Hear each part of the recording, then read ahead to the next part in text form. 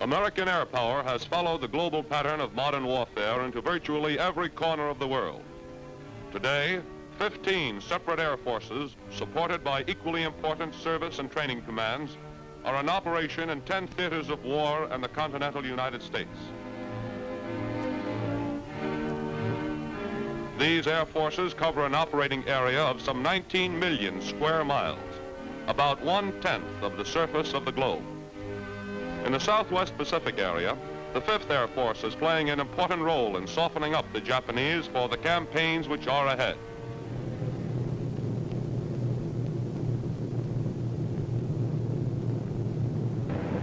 The personnel strength of this Air Force is about 110,000. It has over 2,000 airplanes. In an average week, over 3,000 sorties are carried out against the Japs. And during an average week, the Japs feel the destruction of over 1,100 tons of bombs dropped by 5th Air Force planes.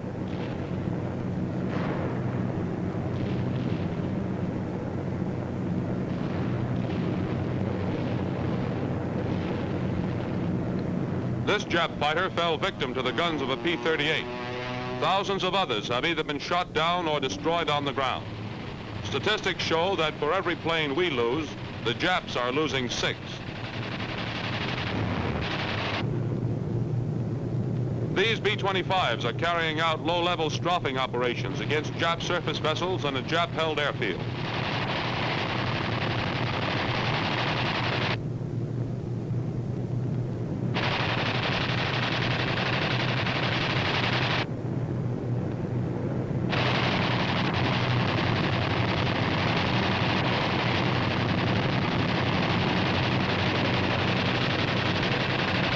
Parafrag and delayed action bombs are dropped on the airfield and the dispersal areas.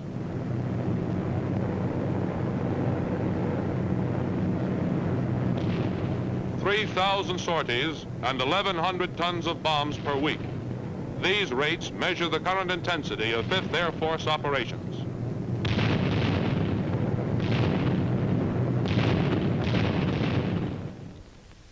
From bases in Great Britain, the 8th and 9th Air Forces are stepping up both strategic and tactical operations against Germany.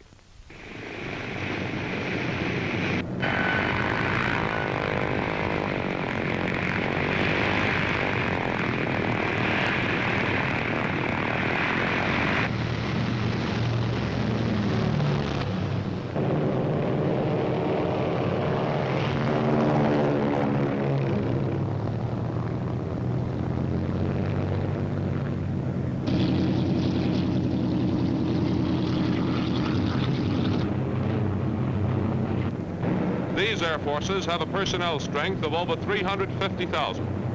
Their airplanes number over 7,000. Typical of current operations are days on which 2,000 bombers and fighters, dropping over 2,000 tons of bombs, are dispatched against Germany.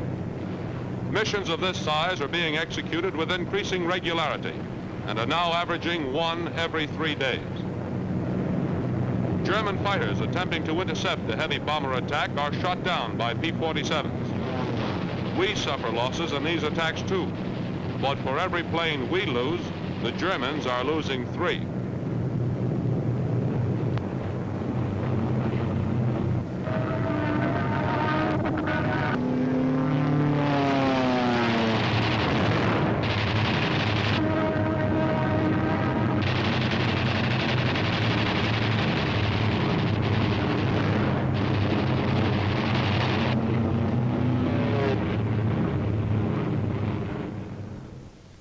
Today, from these fronts all over the world, a series of flight paths lead back to the nerve center of all AAF operations, the continental United States.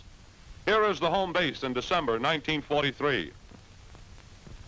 Each point on this map represents some kind of AAF activity: a training field,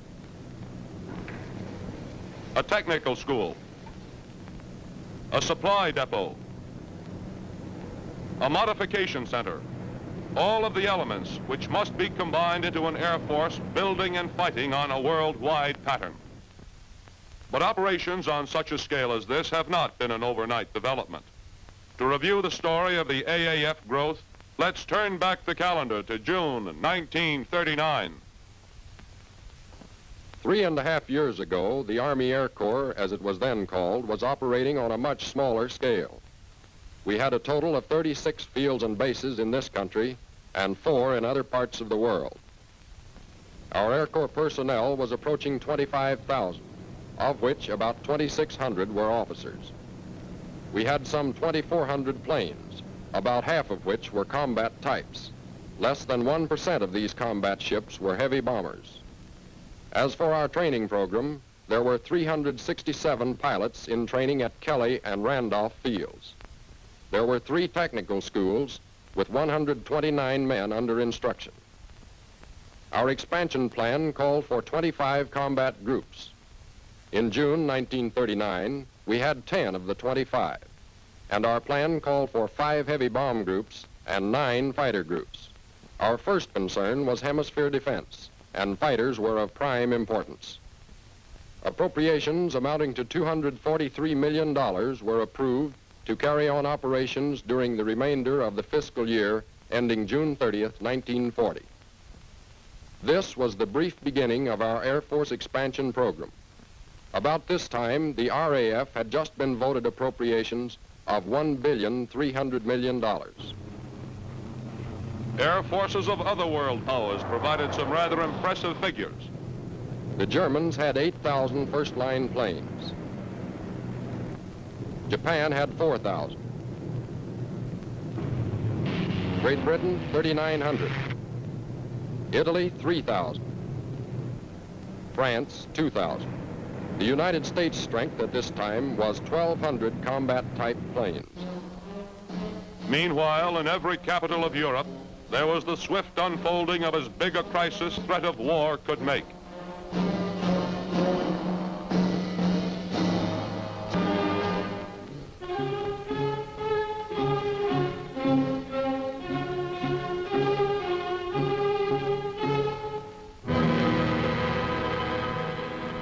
Then, when von Ribbentrop flew to Moscow to sign a non-aggression pact with Russia, it was as though a bomb had exploded.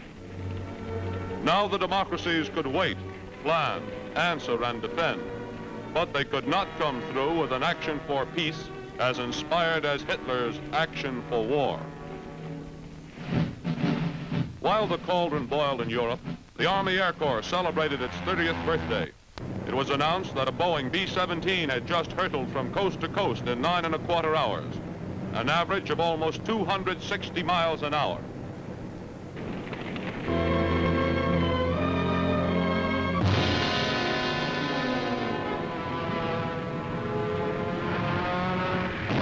Friday, September 1st, 1939, a German plane dropped its bombs on Puck, a tiny Polish fishing village. Words were ended. Only acts remained. War had begun. First Great Britain, then France declared war on a German army which had been preparing for it for almost 10 years.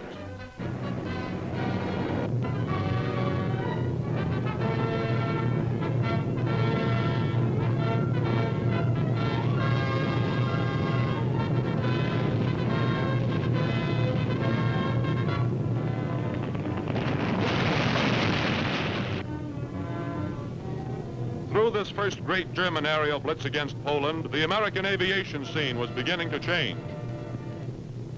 Our relative standing with the other nations of the world hadn't changed much. Our plane strength of 2,546 had only increased 24 a month during the last 6 months of 1939, and 144 planes weren't a lot to add to our total. But orders had been placed for 1,000 military aircraft, the largest peacetime orders in the history of U.S. aviation. And by the end of 1939, Air Corps personnel had increased to 43,000. The Air Corps had now taken over and expanded existing civilian flying and mechanical schools and had organized others as a foundation for the needed expansion of its training facilities.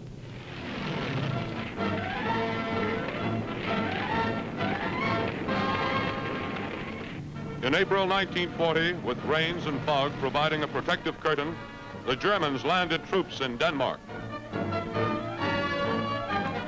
Then Norway.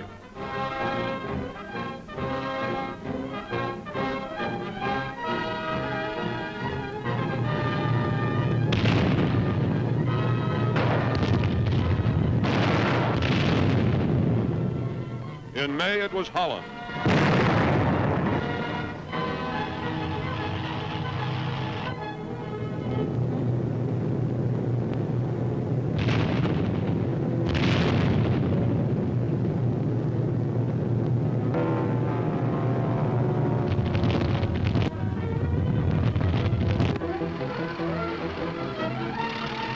Then Belgium.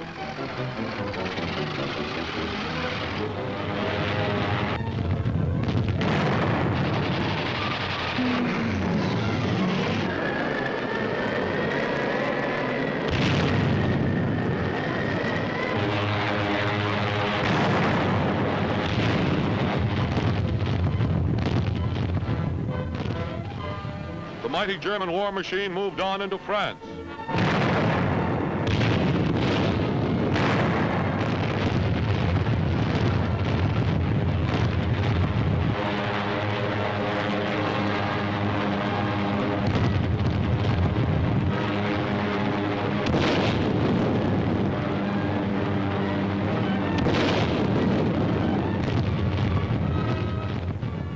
The campaign of the lowlands was climaxed by the dramatic Allied evacuation at Dunkirk.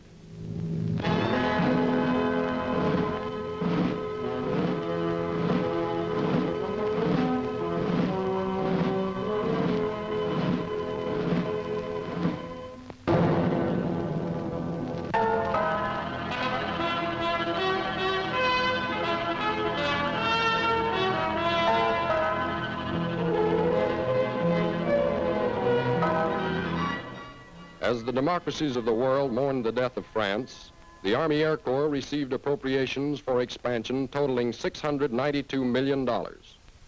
And in September of 1940, another $1.5 billion was voted to be spent during the fiscal year ending June 30th, 1941. This last appropriation was almost as large as the total amount of money appropriated for Army aviation during its first 33 years. September 1940 brought about the British-American exchange of island bases for overage destroyers. The Selective Service Act was passed, and the Air Corps was now assured of a continuous source of trainees. And on September 27, 1940, Japan joined the Axis. More important were signs that the Army Air Corps was beginning to put on weight and muscle. By this time, the total personnel had increased to almost 75,000. Our plane strength had increased 1,000 in the past 14 months, bringing the total to over 3,400. About 1/3 of these were combat types. In November 1940, the Army Air Corps revised its program upward from 25 to 54 combat groups, the first aviation objective. Actually, we had 31 groups at that time. The new program called for 14 heavy bomb groups and 24 fighter groups, as the Air Corps began to expand sufficiently to consider limited offensive as well as defensive operations. At year-end 1940, the Germans totaled up their activities and found they had dropped almost 43,000 tons of bombs on England since August of that year. About 10 tons for every ton the RAF was dropping on them.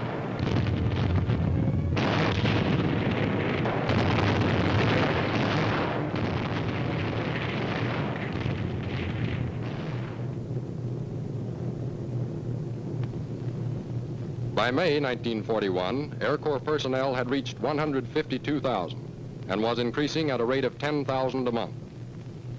We were increasing our plane strength at a rate of 600 a month, and the total now stood at over 6,000. The fulfillment of the 54 combat group program was a goal which drew closer with each month that passed. In addition, our training programs were now swinging into stride to produce the vitally needed specialists. The flying training program had over 7,000 students under instruction, of which about 6,900 were pilots. Two, we were beginning to specialize in the training of navigators and bombardiers, with 228 of them under instruction. There were almost 22,000 students in the various stages of the technical training program.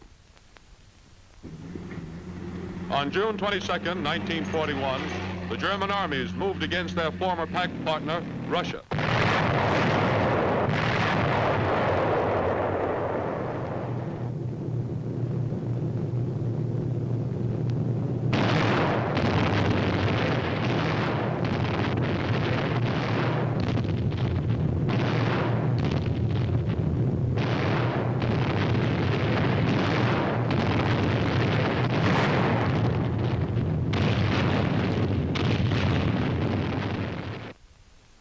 Also in June, the Air Corps received $4.33 billion for the fiscal year 1942. This had been preceded by another $1.5 billion voted in April to complete the fiscal year of 1941. The overall total for 1941 had been almost $4 billion. Together, these appropriations made a grand total of $8.5 billion, which the Air Corps had received from June 1939 to June 1941. In August 1941, the second aviation objective replaced the first, and operations were scaled to meet the demands of 84 combat groups. We actually had 59 groups, and our new objective would, for the first time, give heavy bombers and fighters equal planning emphasis. We were to have 24 groups of each. The end of November 1941 saw the personnel strength of the Air Corps hit 297,000. 25,000 of this total were stationed at bases outside the continental U.S. Under instruction in the flying training program were over 13,500 students, including over 12,000 pilots and some 800 bombardiers, navigators, and flexible gunners. Almost 30,000 students were under instruction in the network of technical training schools across the country. We now had 96 bases and stations, and 41 more had been authorized or were under construction. Our plane strength was almost 11,000, but only 3,000 of this total were combat types, and less than 1,200 of these were suitable for immediate action measured by standards at that time. About 525 of these first-line combat planes were located in the Pacific area. That's the record to December 7th.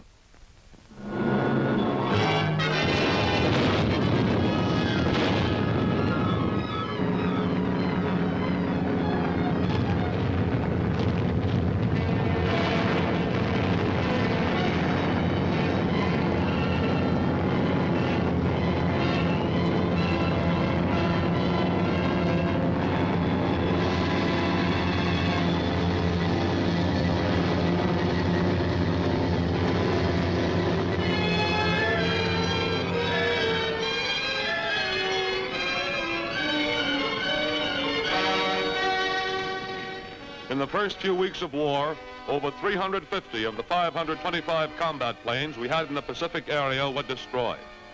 Over 1/4 of our total combat strength was lost. We suddenly found ourselves engaged in a mortal struggle with an enemy who could be counted on for nothing except bitter and fanatic opposition. On December 8th, the President asked Congress to declare, "A state of war has existed between the United States and the Japanese Empire."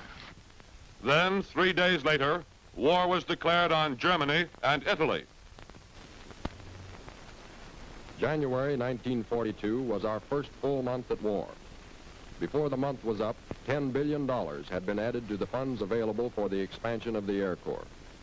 By April, another $9 billion had been added, which brought the total for the fiscal year 1942 to $23 billion.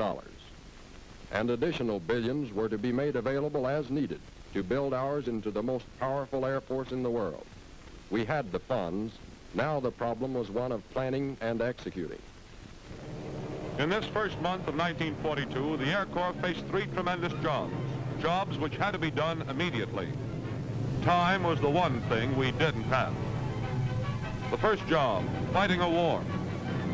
Second, sharing our airplane production with our allies. Third, expanding on a gigantic scale. What problems were involved in this expansion? The number of combat groups was one of the first problems. How many heavy bomber groups? How many fighters?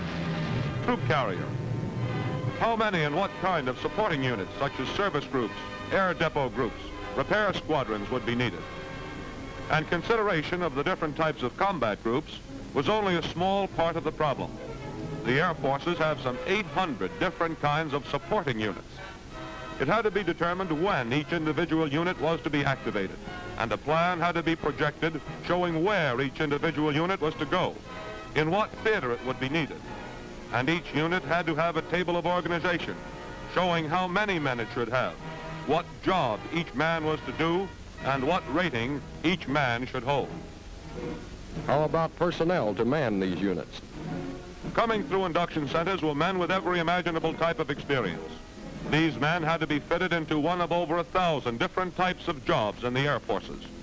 Peacetime jobs don't coincide too closely with the functions of war, so most of these men had to be trained. Training courses had to be established, instructors selected. How long does it take to train a man in a particular job? We were in a hurry, but thoroughness was all important. Training facilities were not available, so they had to be built. Buildings, training fields, barracks. Obviously, sites had to be selected first, contracts let, construction time allowed, and speed was essential. The length of training courses was a vital factor. Men had to be started in training soon enough so they would be fully trained when they were needed. It takes almost 2 years from the time a potential pilot is inducted until he's ready to participate in a combat mission. It's 89 weeks for a navigator, 89 weeks for a bombardier, 39 weeks for a gunner. The time to train factor alone makes planning 2 years or more in advance necessary. And training these men as combat teams was another problem. How many men should be trained for each type of job? Some types require over 100,000 men, others less than 100. The number of men who could be expected to wash out in certain courses had to be considered, and the enrollment increased accordingly. Attrition had to be considered, as did the returning to this country of men who had served their tour of duty in a war theater. The length of this tour of duty had to be decided. Men's lives hung on these decisions. These are only a few of the personnel problems. All the men, yes, and the WWII too, who are playing a very important role in the Air Forces, had to be housed, fed, clothed, and trained.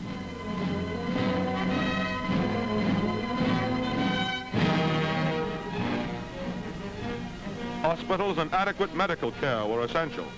Huge stores of food were necessary. Arrangements had to be made to pay each man, insure him, and yes, entertain him too. What problems were involved in the airplane picture? Airplane production had to be planned by type, model, and series. It had to be determined when these planes were needed and where. This involved consideration of over 450 different kinds of airplanes. The number of airplanes needed required analysis of the percentage which would be grounded for repair, modification, and other causes. In the average theater, over 40% of the total planes are grounded at all times. An appropriate reserve also had to be planned. Losses had to be anticipated.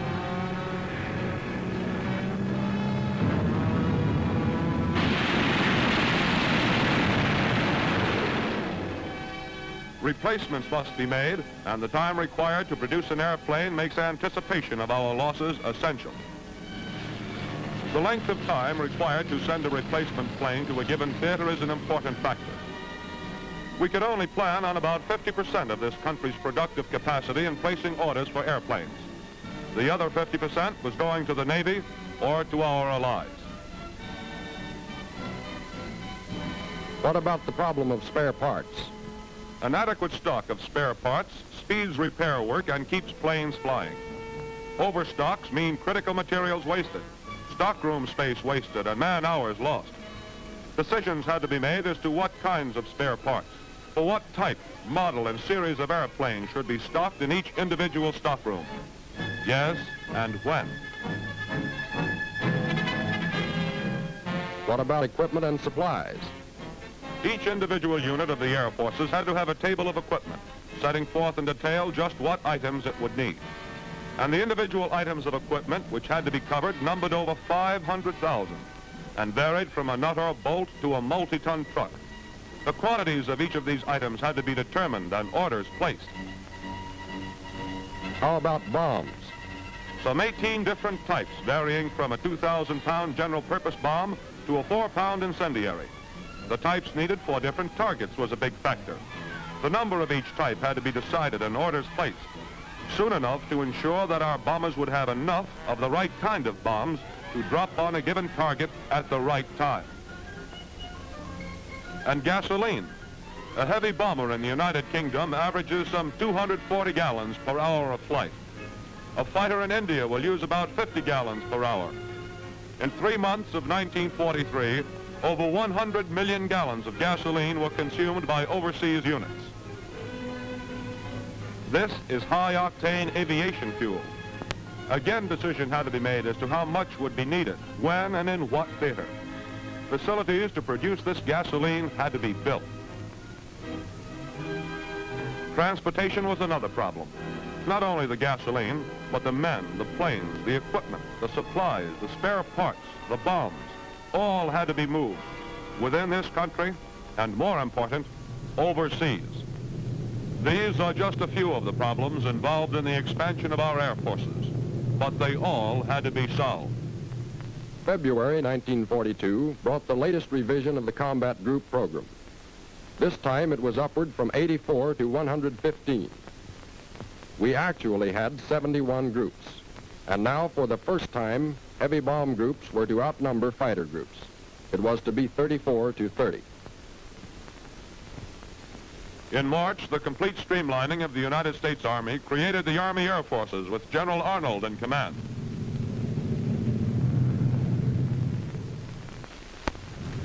In June 1942, a smashing defeat from the sky was dealt the Japanese fleet in the Battle of Midway. Army Air Force planes joined United States naval forces in the decisive repulse of an enemy task force bent upon seizing Midway and Hawaii as a prelude to the invasion of our west coast.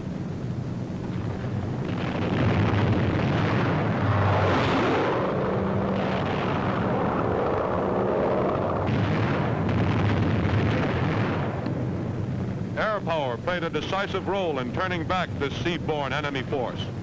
But a full understanding of the importance of winning this battle comes only with the realization of the disastrous consequences which might well have followed its loss. Signs of rapid expansion were evident in June 1942, when the total personnel assigned to the Air Forces had jumped upward to well over 750,000. Our total aircraft was now almost 22,000. In June, Hitler's fortress Europe rocked under the terrific pounding of RAF bombers.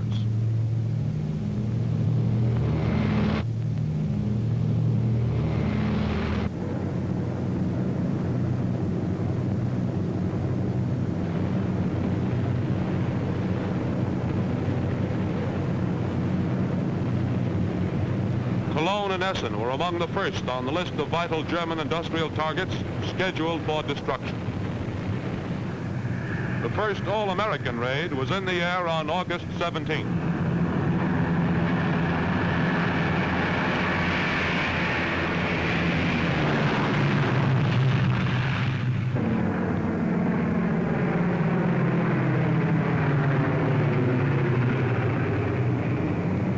A formation of 18 B-17s was on its way to attack Rouen.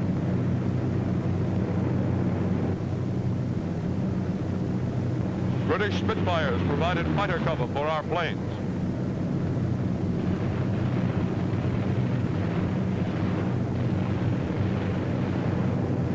Over the target, Nazi fighters attempt to intercept the bombers and are driven off by the Spitfires.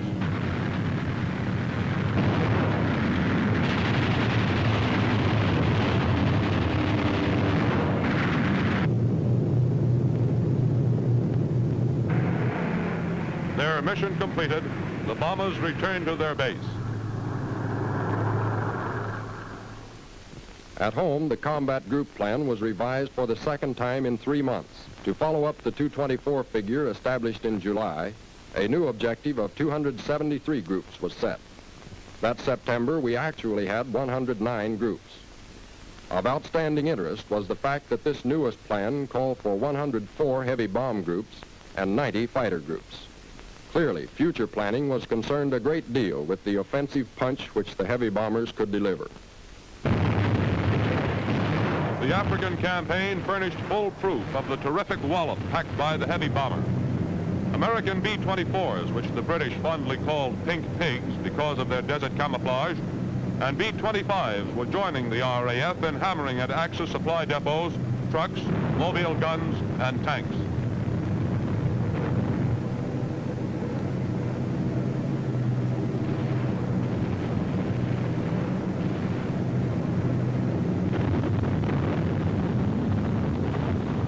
By early November, Rommel was in full retreat across the top of Africa.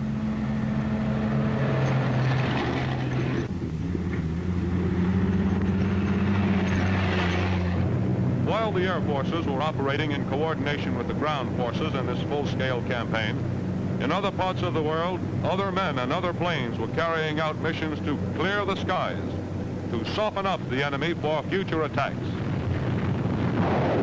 1943. This is the year our aerial superiority was clearly established. This is the year that combat operations swung into full stride. Yes, Italy, Germany, and Japan can attest to that. First quarter.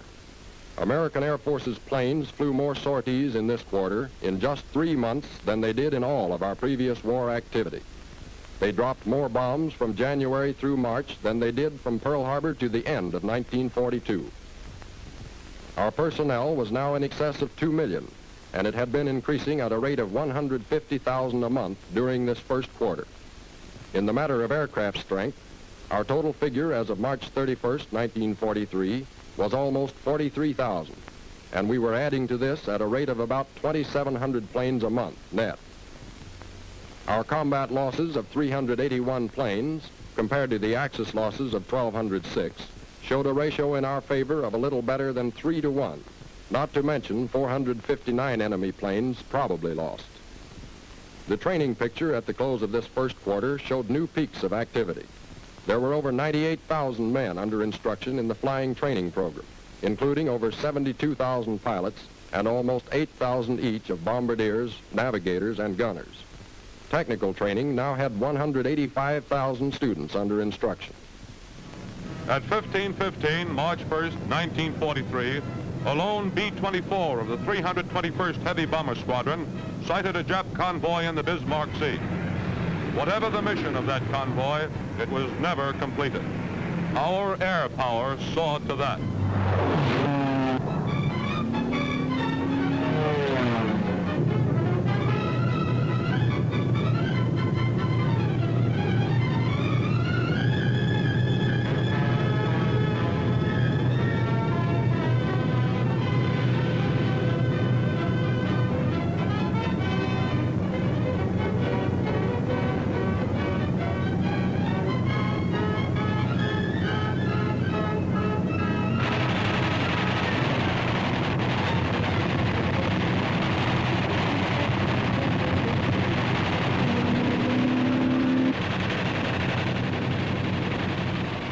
As important as this smashing defeat handed the Japs was the fact that the skip bombing technique, used for the first time on such a scale, proved to be an effective method of destroying enemy ships.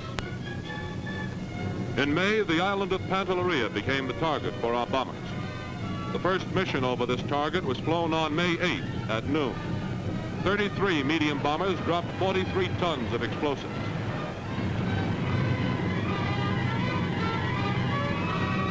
"34 days later, on June 11th, after almost 6,000 tons of bombs had been dropped by our planes, Pantelleria surrendered. 13 American aircraft were lost. Second quarter. The number of sorties flown in this quarter was more than double the total in the year's first quarter. The bomb tonnage dropped was 2.5 times as great. While offensive activity was doubling itself in intensity, the personnel picture in the Air Forces was starting to level off toward the completion of the 273 Combat Group Plan. The actual strength was about 2,200,000. Our total aircraft inventory was, for the first time, in excess of 50,000 planes. In the matter of combat losses, our quarterly tally was 507, as compared to the enemy's 2,352, an advantage now for us of better than 4.5 to 1. In addition, 700 enemy planes were listed as probably lost. In August, the sorties against Germany had begun to follow a round-the-clock schedule. The RAF was hitting with all its power and area bombing attacks at night.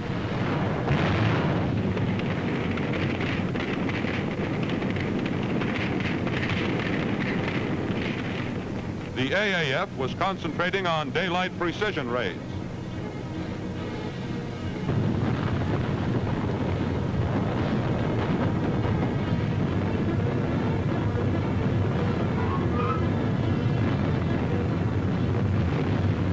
The raid on Ploiești installations in the heart of the Romanian oil fields was a high point during this month.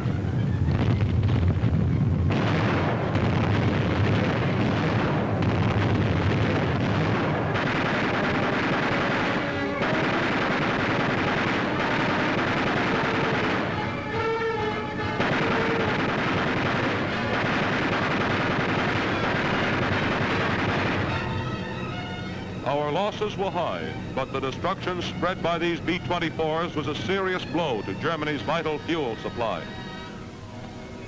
Italy surrendered in September, and our task in Europe was one step nearer completion.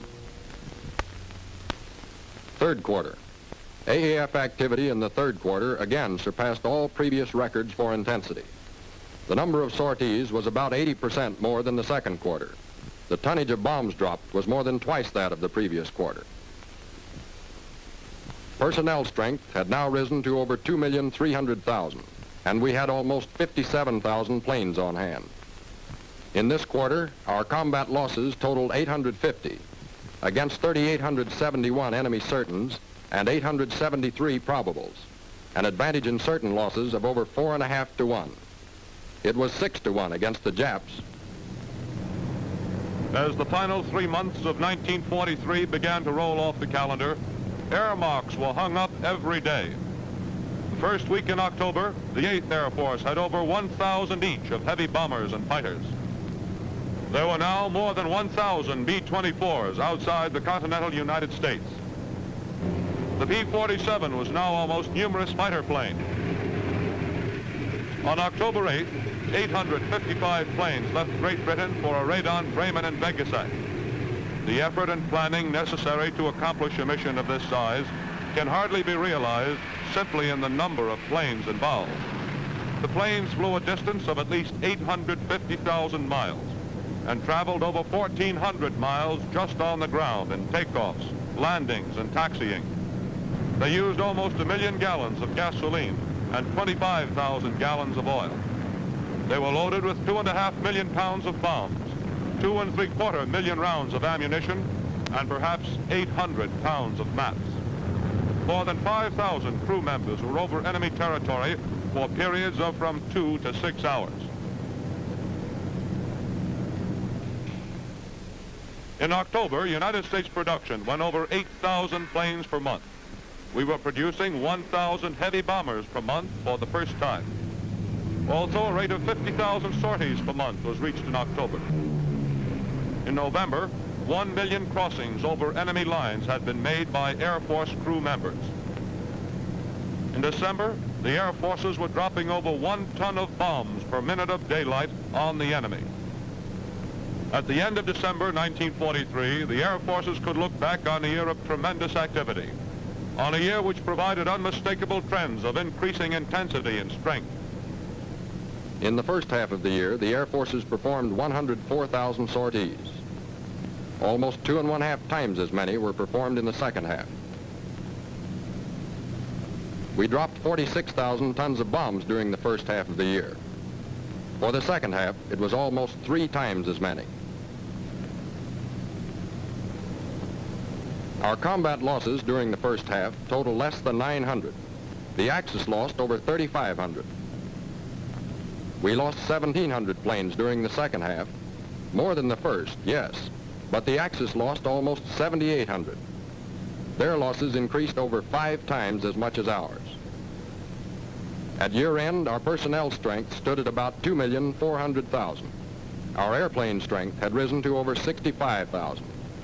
Yes, the trends are unmistakable.